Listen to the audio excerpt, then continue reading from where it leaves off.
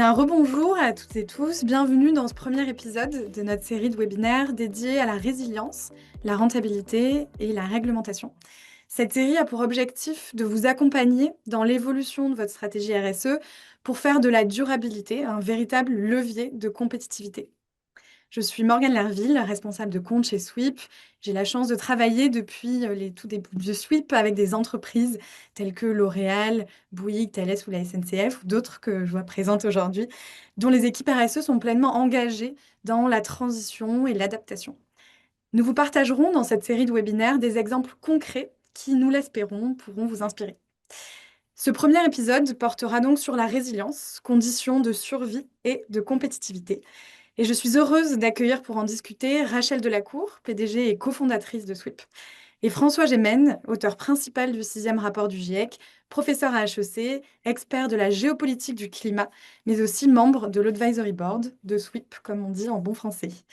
Merci à tous les deux pour votre présence. Et Rachel, l'honneur est à toi.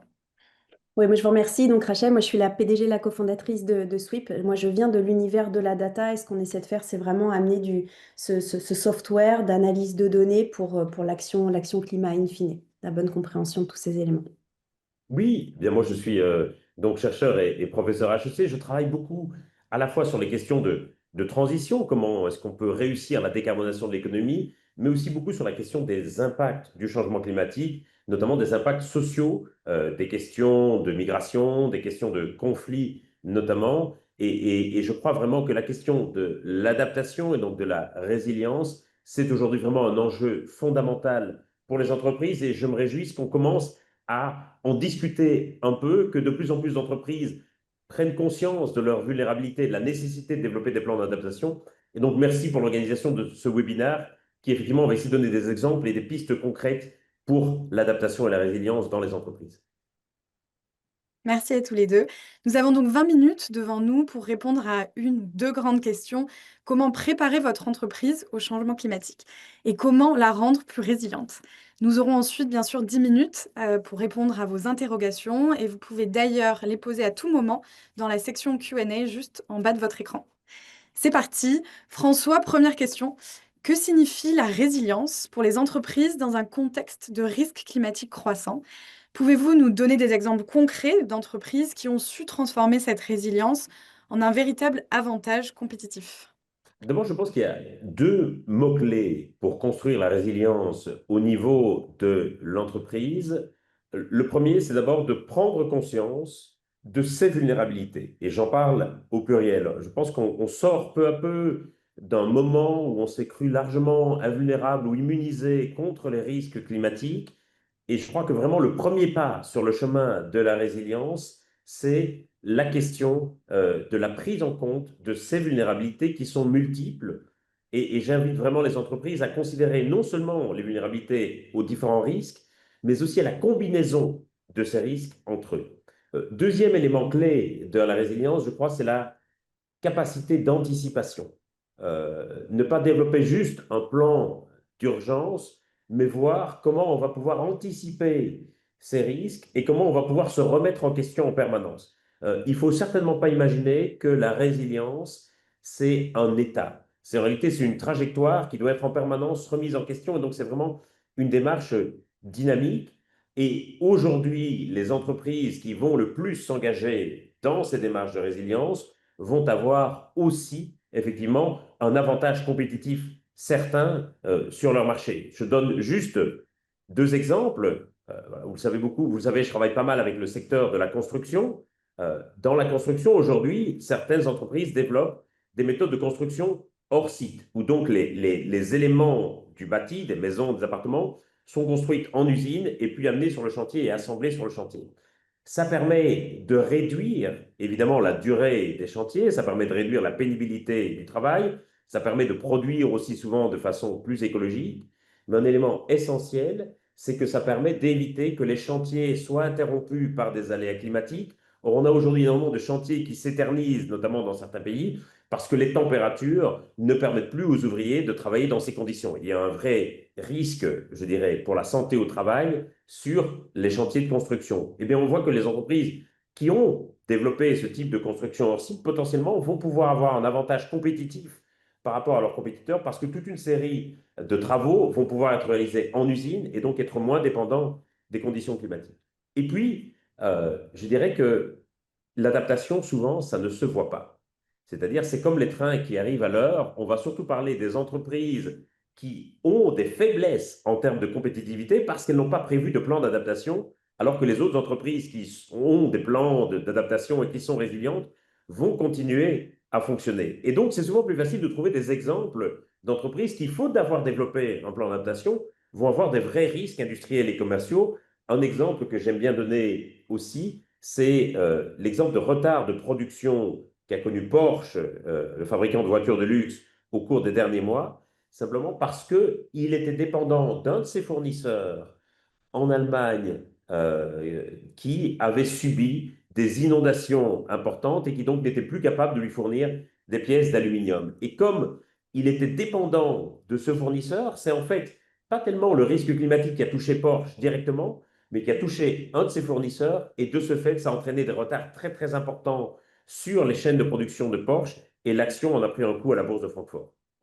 Merci pour cet exemple qui fait une excellente transition avec la question suivante. Rachel, pourquoi est-il crucial pour les entreprises d'intégrer également les risques systémiques, comme par exemple les perturbations de la chaîne d'approvisionnement dont vient de parler François, dans leur stratégie de résilience?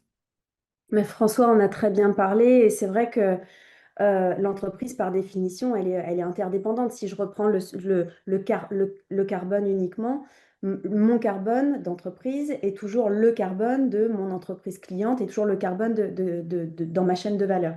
Donc en fait, quand la demande de consolidation aujourd'hui des éléments de cette chaîne de valeur par les grands donneurs d'ordre, elle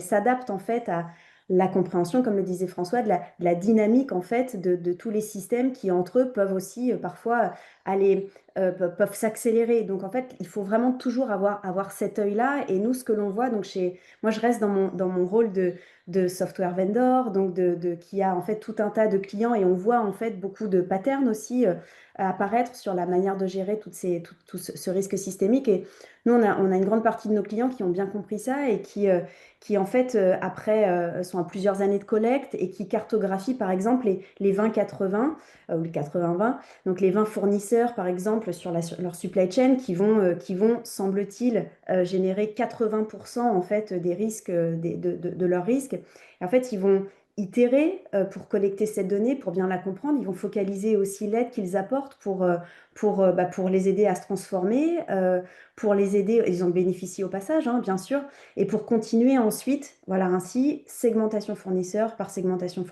donc par taille, par possible géographie, par sensibilité aussi du fournisseur. Donc, cette compréhension des enjeux systémiques, elle se fait très clairement, donc bien sûr, par la data, et on voit quand même une manière d'aborder les choses step by step, comme ça, par nos grands clients. La data, elle est clairement clé et l'aide du digital aussi, hein. Ça, c'est la promesse du digital qui aide à organiser cette collecte, qui aide à prioriser aussi, qui aide à connecter tous ces points, bah, c'est essentiel. Et aujourd'hui, ce qui est sûr, c'est que ces entreprises, pour bien comprendre cet impact systémique, elles ont besoin de tout voir à un seul et même endroit. À un seul et même endroit aussi, c'est là où vous pouvez le plus, vous avez les comparaisons, les analyses qui sont plus poussées, les simulations, les analyses des évolutions, parce qu'on améliore que ce que l'on mesure, hein. Donc ça aide aussi vos équipes qui vont s'occuper du reporting réglementaire, en fait, hein, et bien encore plus comprendre aussi l'aspect qualitatif de ce qui peut être écrit sur l'impact donc de toute votre chaîne de valeur. Donc, en fait, ce qui est sûr, c'est que ce vocable-là de risque systémique, de perturbation, etc., ça revient avec ce que disait, ça s'adapte à ce que disait bien sûr François tout à l'heure. Donc, le grand chapeau de tout ça, c'est vraiment l'enjeu de compétitivité qui revient en fait dans tous les besoins qui sont exprimés par nos clients. La somme de ces interdépendances et le fait de tout faire donc de manière précise, à grande échelle, à un seul endroit pour bien comprendre tout ça. Ça, c'est quelque chose qui est aujourd'hui compris par une grande partie des grands donneurs d'ordre, très clairement, qui cascade, et tant mieux parce que ça organise du coup la résilience, tout simplement. Et Rachel, si tu devais nommer un risque climatique encore sous-estimé, sur lequel les dirigeants d'entreprise devraient agir dès maintenant et pour mieux se préparer, lequel serait-il selon toi? Oui, alors bah, ça dépend évidemment des secteurs, hein, des analyses aussi de matérialité hein, qui aident grandement, d'ailleurs depuis aussi récemment, en fournissant les playbooks, hein, tout simplement.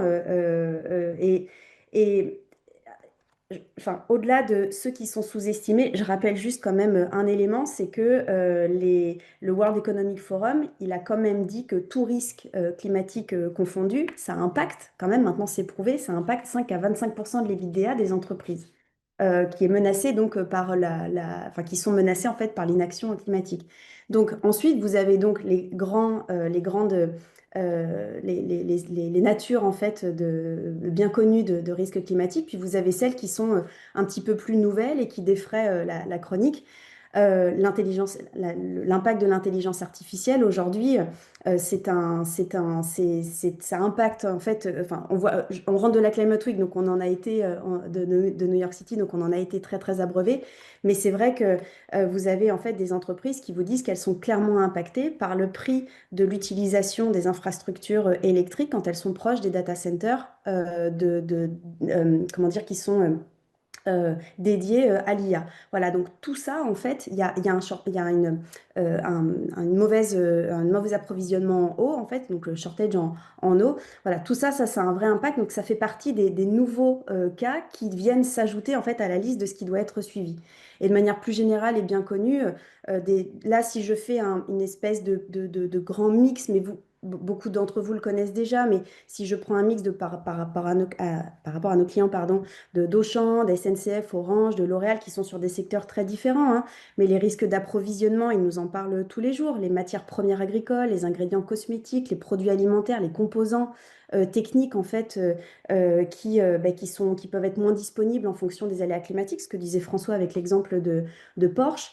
Les infrastructures aussi, pareil, je ne vais pas revenir sur l'exemple de Porsche, mais quand l'infrastructure en fait, du fournisseur est inondée, voilà, ça a un impact direct sur son plus grand donneur d'ordre.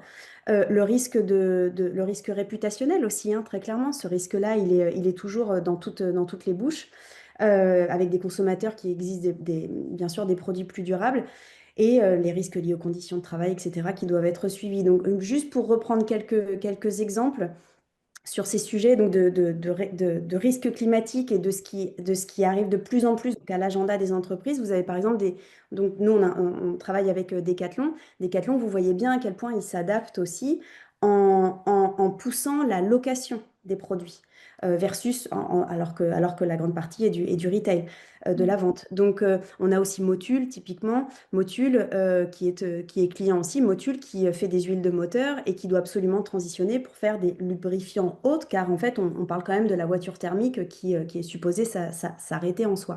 Donc voilà, il y a tout un tas comment dire, d'adaptation très clairement qui doit être faite et de manière dynamique, comme le disait François, parce que en fait, il y en a régulièrement qui arrivent et qui viennent s'ajouter au Tout à pot. fait. Merci Rachel. François, même question pour vous. Certains éléments du dernier rapport du GIEC sur lequel vous avez travaillé apportent-ils un éclairage particulier à ce sujet? Vous êtes en Je n'entends mute. pas. Euh, oui, alors je pense que sur certains aspects, effectivement, il y a d'abord trois éléments. Le premier, c'est le fait qu'il faut parvenir à considérer que toute une série de risques climatiques aussi sont déjà des risques financiers. Et cette question de l'évaluation et de la monétisation du risque climatique, elle est essentielle si on veut les faire rentrer dans les bilans des entreprises et aussi en ce qui concerne leurs investissements, je pense notamment aux entreprises qui travaillent dans la finance. Deuxième élément qui me paraît très important à mentionner, c'est les risques qui affectent les entreprises de réseau. On peut avoir parfois un très petit risque très bien identifié, mais qui met en péril l'ensemble de l'entreprise et l'ensemble du réseau parce que si un élément du réseau est touché, eh bien globalement, il ne peut plus fonctionner. Et ça me paraît être un élément tout à fait essentiel. Troisième élément qui va peut-être au-delà des entreprises, mais je crois que sur la question de la vision de la société, c'est quelque chose de très important et qui est souvent sous-estimé, c'est la question des inégalités. Euh, une communauté est beaucoup plus vulnérable au risque si les individus sont très isolés les uns des autres, si elle est très inégalitaire. C'est pour ça qu'une communauté plus résiliente, c'est aussi une communauté où les individus sont davantage connectés les uns aux autres, et c'est une communauté évidemment où il y a davantage d'égalité. Et donc, c'est pour ça que si on n'articule pas bien les politiques d'adaptation avec les politiques sociales de réduction des inégalités, on risque d'entrer dans une vraie spirale de vulnérabilité où globalement une communauté inégalitaire est plus vulnérable aux impacts du changement climatique et que ces vulnérabilités vont à leur tour creuser les inégalités dans la société. Et donc, on voit bien comment une sorte de spirale, de cercle vicieux va s'installer. Et c'est pour ça que la question de l'articulation des deux est très importante. Et c'est vrai aussi, je pense, à l'échelle d'une entreprise. La question des liens entre les travailleurs est très, très importante. Je me souviens notamment de cette banque qui s'est effondrée il y a quelques années, notamment parce que les travailleurs ne se parlaient plus, étaient chacun uniquement en télétravail les uns les autres, et en fait n'avaient plus aucun contact entre eux. Cette question de la cohésion sociale, elle est aussi fondamentale au niveau de l'entreprise pour construire la résilience. Merci François. Et justement, certaines des entreprises avec lesquelles nous travaillons chez Sweep ont terminé et publié leur premier rapport CSRD. C'est le cas du groupe Auchan, par exemple. Et d'autres préparent l'exercice pour se conformer. Certains en l'utilisant comme un avantage stratégique, d'autres en le voyant plutôt comme un exercice de reporting. Euh, Grande question, François, en quoi les cadres de reporting comme la CSRD ou l'ISSB peuvent-ils aider les entreprises à mieux anticiper et gérer les risques climatiques, et ce, de manière stratégique?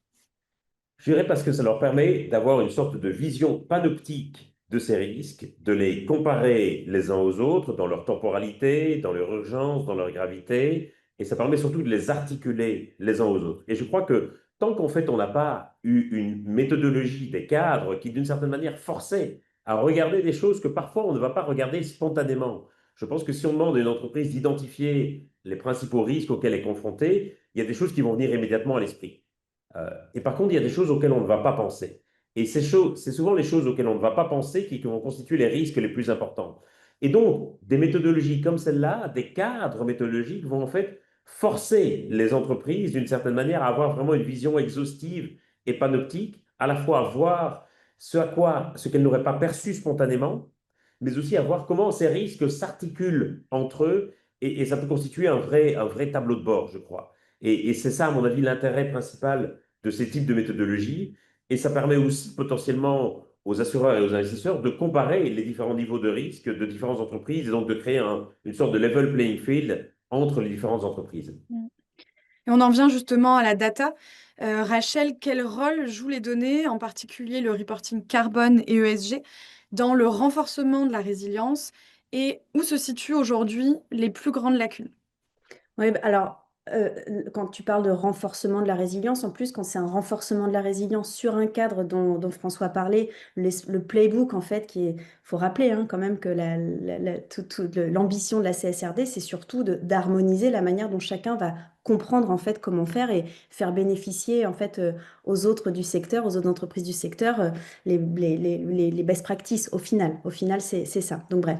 Et en tout cas, comment la data, ben, elle vient alimenter tout ça. Nous, ce que l'on peut voir, la data, elle n'est pas magique à un moment T. En fait, c'est l'itération que vous allez faire sur la collecte dans le temps, sur un historique de données, sur la compréhension en fait de ce qui va manquer, justement, en termes, sur un playbook dont parlait François, sur un cadre, en fait, vous allez voir en fait qu'est-ce qui me manque comme information, comment est-ce que je peux aller chercher cette nouvelle donnée.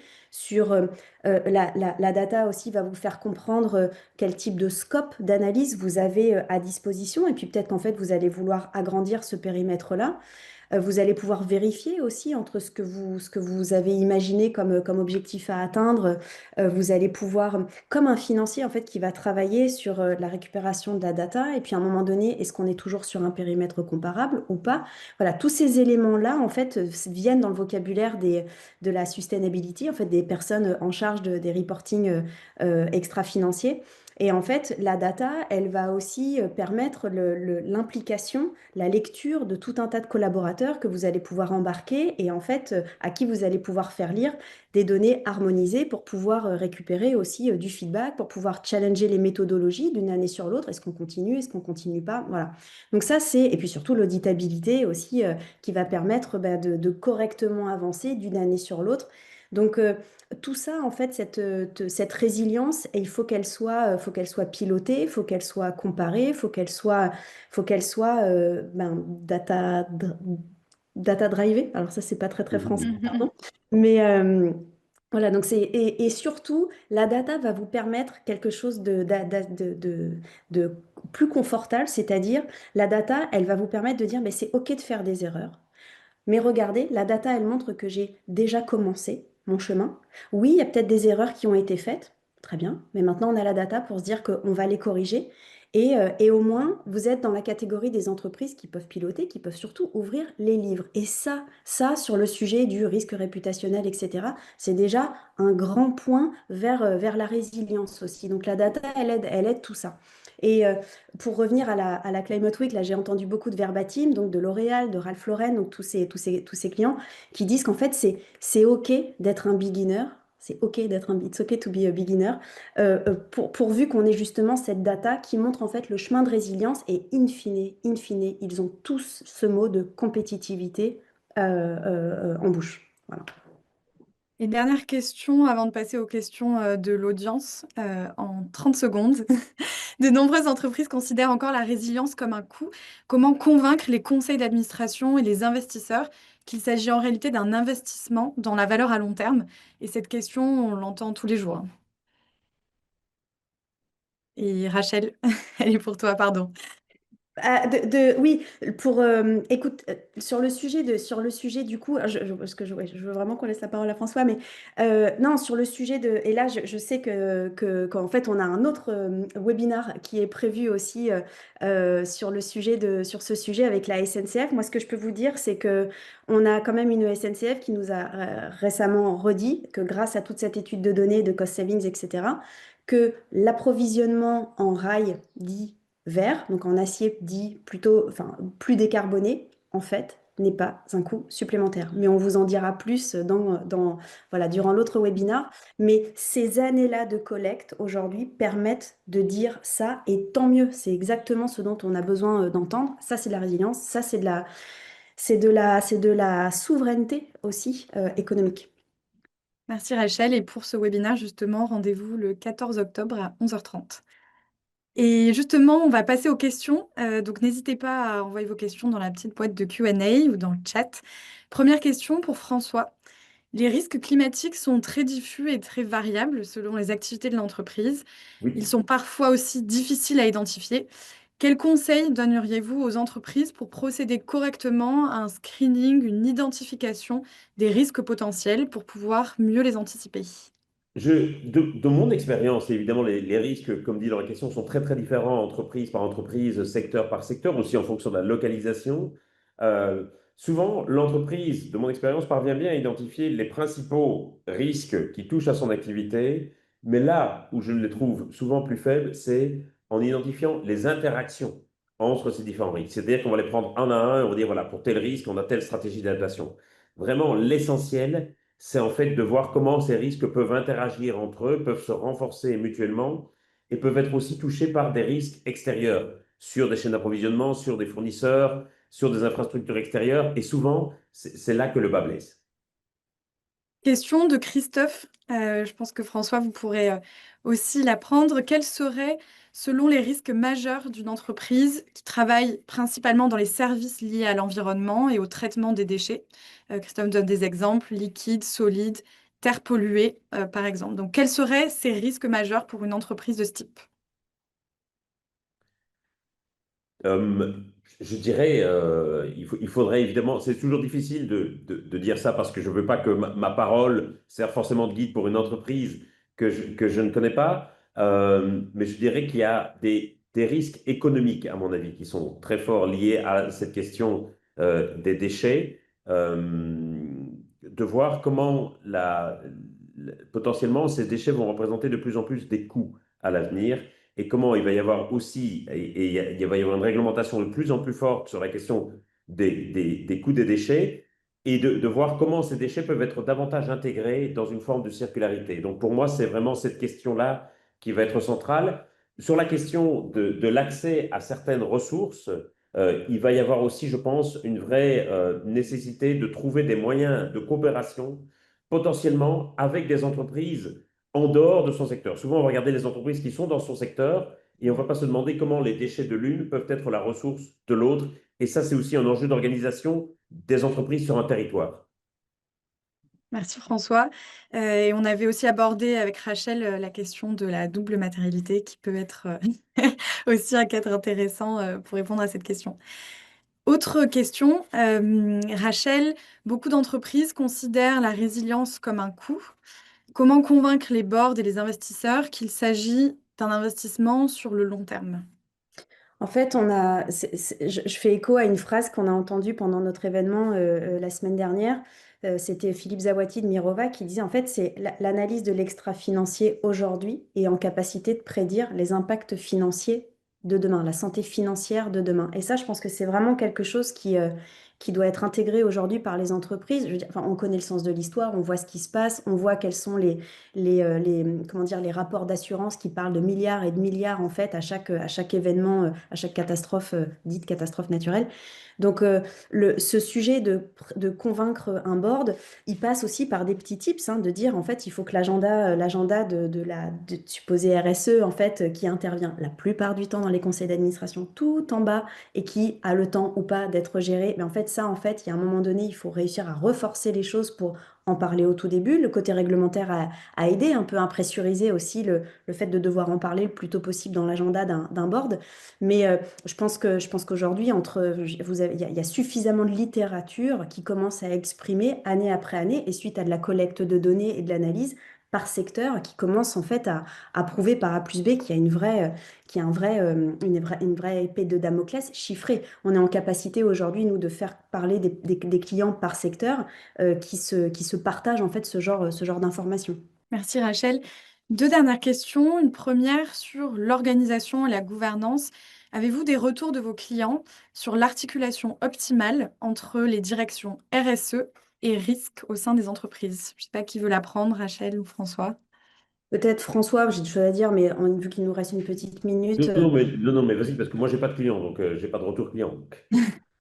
Ouais, Très bien, non, non, mais en Rachel. fait, en gros, ce qui est sûr, c'est que le côté le côté obligation en fait réglementaire a aidé en fait à casser des silos en termes de communication parce que comme le disait François, dans tout ce playbook où vous avez des cases à remplir que vous n'aviez pas forcément imaginé remplir, eh ben, en fait, c'est une information que vous allez chercher du risque, que vous allez chercher du procurement, etc.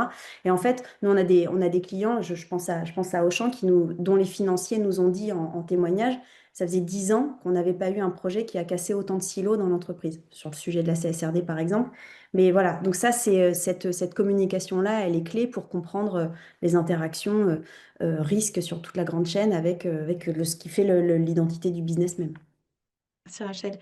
Avant-dernière question pour François. Comment sont évaluées, utilisées les données concernant le côté social pour favoriser la cohésion indispensable dont on a parlé pour améliorer la résilience? Qui a quelques exemples en tête? Bien sûr, ben, bon, c'est des données sur les différences de salaire, par exemple, au sein d'une entreprise, qui sont évidemment une donnée très, très importante. Il y a des données classiques, évidemment, sur les questions de parité des genres, etc., d'équilibre des âges, etc. Et puis, on va avoir de plus en plus de données aussi sur la question du bien-être au travail, sur la question de l'investissement dans son travail. Et on voit bien à quel point aussi l'entreprise, c'est pas juste un lieu où les gens travaillent, c'est aussi un lieu où les gens vivent et agissent ensemble. Et je crois que la question aujourd'hui, et je le vois notamment auprès de mes étudiants, la question du sens qu'ils vont donner à leur travail est vraiment très, très importante. Et donc, ça va être aussi des données sur le niveau de satisfaction et d'engagement dans le travail qui vont être très importantes.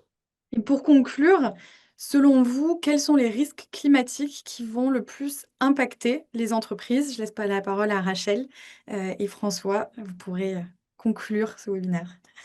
Je pense que je pense qu'en fait, au-delà des risques climatiques, on a toutes les limites planétaires en fait qui vont devoir à un moment donné être intégrées dans tout l'extra-financier vu par les entreprises. Donc, mais François, si tu as une meilleure boule de cristal sur le prochain qui arrive, Mm. n'hésite pas.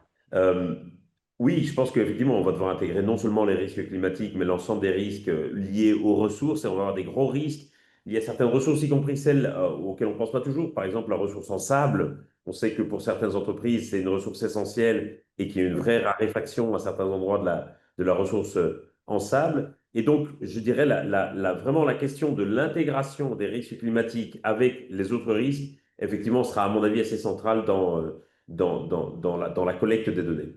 Merci Rachel, François d'avoir été avec nous. Merci à toutes et tous également et pour l'ensemble de vos questions. On espère que ce webinaire vous aura donné des exemples concrets à appliquer au sein de vos entreprises. Et rendez-vous pour le prochain webinaire le 14 octobre pardon, à 11h30. Merci beaucoup et excellente journée. Merci beaucoup. Merci à tous. Au revoir.